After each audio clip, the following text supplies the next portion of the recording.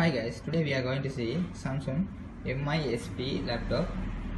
When we plug into charger, it is working fine.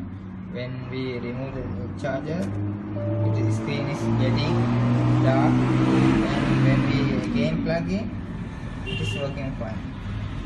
We have to sort out this issue. Let's see. After inspection,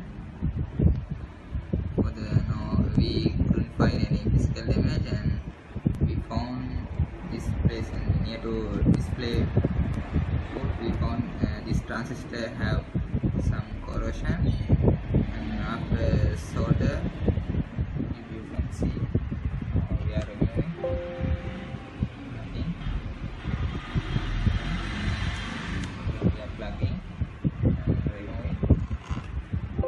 It's working fine. Thank you for watching. Please like and subscribe our YouTube channel.